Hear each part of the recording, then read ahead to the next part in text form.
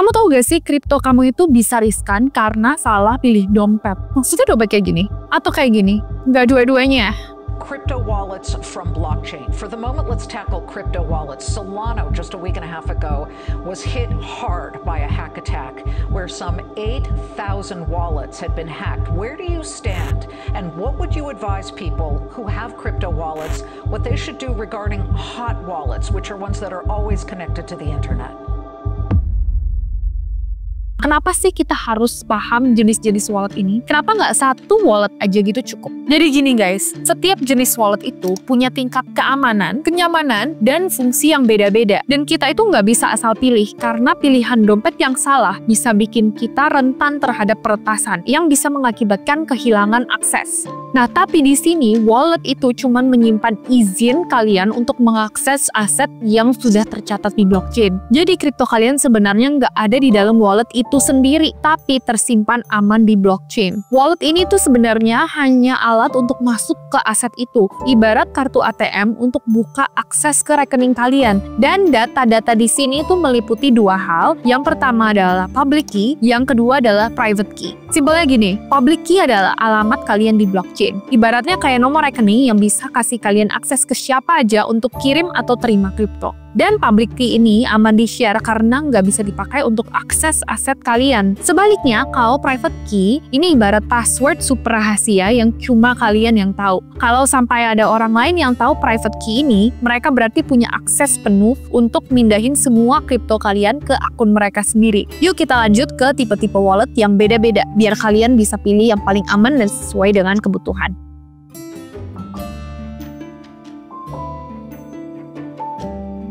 Pertama, hot wallet. Jadi apa sih sebenarnya hot wallet ini dan kenapa banyak orang yang pakai meskipun ada beberapa resiko? Karena hot wallet ini pada dasarnya adalah jenis dompet kripto yang selalu terhubung ke internet. Jadi gampang banget untuk diakses, apalagi buat kalian yang sering trading atau transaksi harian. Nah, contoh dari hot wallet ini ada software wallet, yaitu aplikasi yang bisa kalian install di perangkat kalian, bisa di desktop atau mobile. Contohnya ada desktop wallet seperti Exodus atau Atomic. Keduanya juga populer karena tampilannya yang user-friendly banget dan cocok untuk yang baru masuk ke dunia kripto. Contohnya Atomic, dia punya fitur exchange internal yang bikin kalian bisa tukar koin tanpa harus pindah-pindah platform. Nah, kalau kalian lebih suka transaksi dari HP, mobile wallets ini juga pilihan yang praktis. Contohnya seperti Trust Wallet, dia punya banyak pengguna karena kompatibel dengan berbagai jenis token dan dikelola langsung oleh Binance. Terus ada juga hot wallet yang berdasarkan browser extension, seperti MetaMask. Ini wallet yang langsung bisa diakses di browser kalian, biasanya praktis banget buat yang suka transaksi cepat atau yang main di decentralized finance atau bahkan NFT. Tapi hati-hati ya, karena akses yang super gampang ini juga bisa bikin lebih rentan dengan resikonya.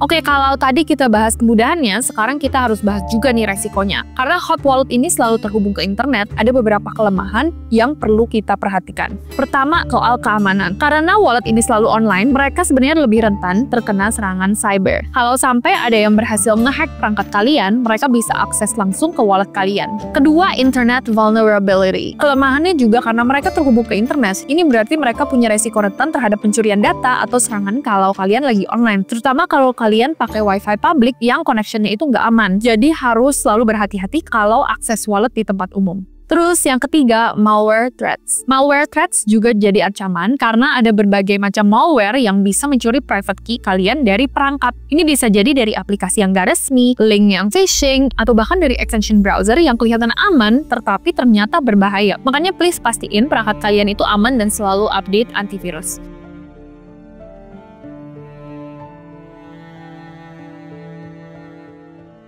Kalau hot wallet selalu online, cold wallet ini antonimnya. Mereka nggak terhubung ke internet dan jadi salah satu opsi untuk simpan kripto yang paling aman. Apalagi buat yang punya dalam jumlah besar dan niat juga untuk disimpan dalam jangka panjang. Yuk kita bongkar lebih dalam soal cold wallet.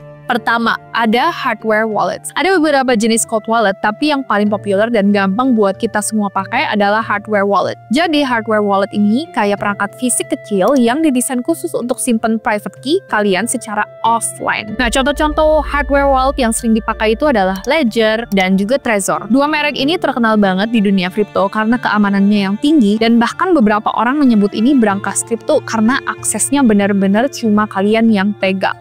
Nah, gimana sih cara kerja hardware wallet ini? Pada dasarnya, mereka cuma akan terhubung ke internet kalau kalian sambungin ke perangkat yang online, misalnya laptop, komputer, atau mobile phone. Tapi meskipun terhubung, private key kalian tetap tidak terekspos. Semua proses tanda tangan transaksi alias konfirmasi dilakukan di dalam perangkat ini langsung tanpa menyentuh internet.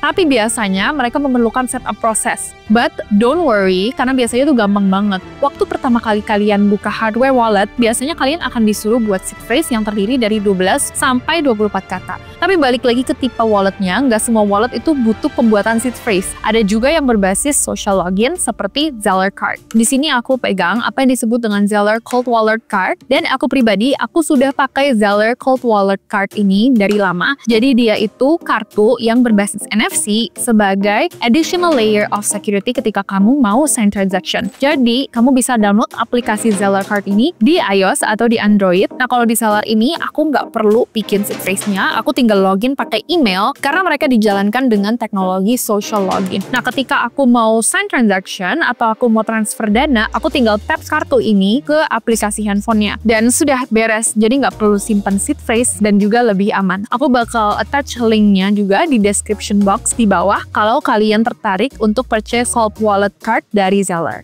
Nah, salah satu alasan kenapa banyak orang pilih hardware wallet atau cold wallet ini simpulnya karena keamanannya yang nggak main-main. Karena nggak terhubung ke internet, cold wallet ini aman dari resiko hacking atau malware yang sering jadi ancaman di hot wallet. Dan yang terakhir, full control. Kalian punya full control, nggak ada pihak ketiga atau middleman, jadi semua akses cuma kalian yang tahu. Bener-bener you own your keys, hence you own your coins.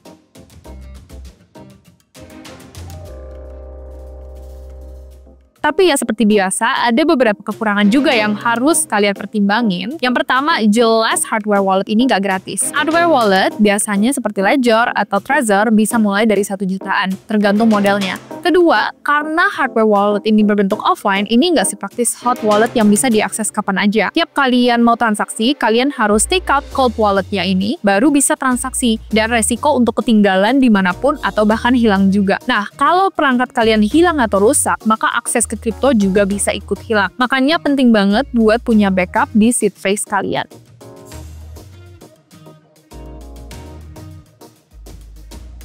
Kemudian next ada juga custodial wallet. Ini salah satu tipe wallet yang bisa dibilang paling sering dipakai pemula, yaitu custodial wallet. Kalau kalian udah pernah beli atau trading kripto lewat platform exchange seperti Binance atau Indodax, kemungkinan besar kalian udah pakai jenis wallet ini. Jadi biasanya wallet-wallet yang ada di dalam exchange itu termasuk custodial wallet. Ini artinya kalian percayain aset kripto kalian ke pihak ketiga, yaitu si exchange. Jadi exchange ini adalah penjaga yang simpen kripto kalian. Ngomongin soal teknologi di balik exchange wallet, kebanyakan exchange modern memang pakai teknologi yang disebut MPC, alias Multi-Party Computation. Nah, ini tuh teknologi kriptografi yang bikin exchange wallet jadi lebih aman. Private key kalian gak disimpan di satu tempat aja, tapi dipecah jadi beberapa bagian dan disebar di berbagai lokasi. Sekalipun hacker berhasil ngehack ke salah satu bagian mereka tetap nggak bisa akses saldo kalian. Nah, ada kelebihan dari custodian wallets ini, yaitu beginner friendly. Kalian nggak perlu repot-repot simpen seed phrase atau khawatir lupa private key, cukup ingat username dan password, udah bisa langsung login. Kemudian kedua, ada juga password recovery. Kalau kalian lupa password, bisa di-recover. Beda banget sama non-custodial wallet yang kalau kalian lupa seed phrase-nya, ya udah bye-bye kripto kalian. Custodian wallet ini cocok banget buat kalian yang aktif trading dan nggak mau repot-repot simpen seed phrase, karena kalian nggak perlu mindahin aset dari wallet offline dulu. Tinggal login, klik selesai, transaksi bisa langsung jalan.